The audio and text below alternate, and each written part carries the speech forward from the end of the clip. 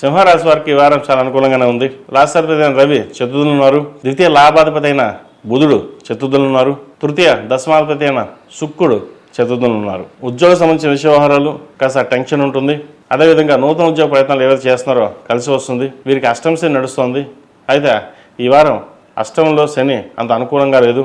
అష్టక వర్గులోను సర్వాష్టక వర్గులోను అంత బలంగా లేదు ఇక్కడ. కాబట్టి ఉద్యోగ వ్యాపార విషయ వ్యవహారాల్లో ఆచితూచి వ్యవహరించడం చెప్పదగింది. నూతన వ్యాపారాలు ఏదైతే ప్రారంభిద్దాం అనుకుంటున్నారో అవి కొంతకాలం ఆగి ఉండడం మంచిది.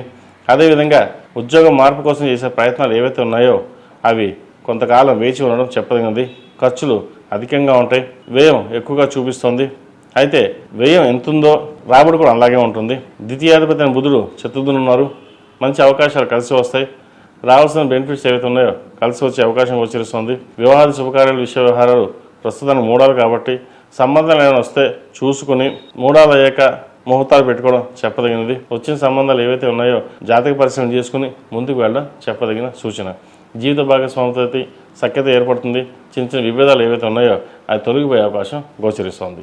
ఈ రాష్ట్రానికి మించిన విద్యార్థులకు ఈ వారం కొంత అనుకూలంగా ఉంది. ముఖ్యంగా చార్టెడ్ అకౌంట్స్, అడ్మినిస్ట్రేషన్ ఈ రంగాలకు బాగుంది.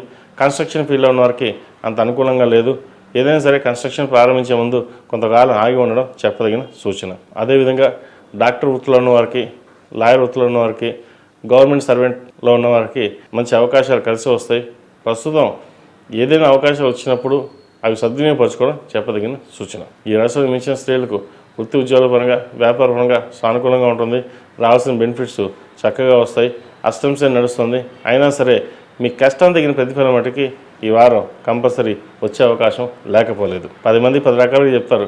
మనకి మనగా ఉండాలి అనే భావంతో ఉండండి. ఏదైనా సరే మీరు తీసుకున్న నిర్ణయాలు ఏవైతే ఉన్నాయో అవి 1-2 సార్లు ఆలోచించి ముందుకు వెళ్ళండి. కలిసి వచ్చే అవకాశం గోచరిస్తుంది. స్పెక్యులేషన్స్కి దూరంగా ఉండడం చెప్పదగిన సూచన.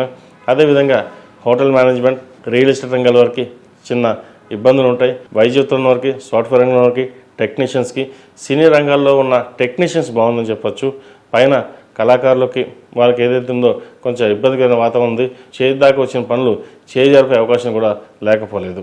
ఏదైనా సరే దైవానుగ్రహం వల్ల శివుడికి అభిషేకం చేయడం, శనికి తైలాభిషేకాలు చేయడం, కుదిరితే చలికాలం కాబట్టి దుప్పట్లని దానంగా ఇవ్వండి. ఈ అష్టమ శని, అర్ధాష్టమ శని, 7 నెలల శని నడుస్తున్న వాళ్ళు ఎవరైనా లేని వాళ్ళకి, బిచ్చిగాలకి వీళ్ళు ఎవరైతే ఉంటారో వారికి దానంగా ఫుడ్ కావచ్చు, దుప్పట్లు కావచ్చు దానం చేయడం వల్ల కొంతవరకు శని ప్రభావం అనేది తగ్గుతుంది. ఈ రాశివారు ప్రతిరోజు ప్రతినిత్యం ఓం నమో నారాయణ ఒత్తుతో దీపారాధన చేయడం, అదేవిధంగా 8 శనివారాలు శనికి తైలాభిషేకం చేయడం చెప్పదగిన సూచన. కాలభైరవ రూపం మెల్ల వేసుకోవడం చెప్పదగినది. అదేవిధంగా అఘోర పశుపతి హోమం చేయించండి, మంచి ఫలితాలు ఉంటాయి. ఎందుకంటే అష్టమ శని నడుస్తున్నప్పుడు కొన్ని పనులు నిదానంగా సాగుతాయి. మనం ఎంత పరిగెత్తినప్పటికీ కూడా అవి ఎక్కడో బ్రేక్ అవ్వడం, ముఖ్యంగా గవర్నమెంట్లో పనులు చేయాలనుకుంటాం అది చేద్దాకా వచ్చి ఆగిపోవడం ఇటువంటివి ఉంటాయి. రాజకీయపరమైన సంబంధించిన విషయవహారాలు సానుకూలు పడతాయి. రాజకీయ రంగంలో ఉన్న వారికి మంచి పదవి వచ్చే అవకాశం లేకపోలేదు. ఈ రాశిలో జన్మించిన వారికి కలిసి వచ్చే సంఖ్య 1, కలిసి వచ్చే రంగు తెలుపు.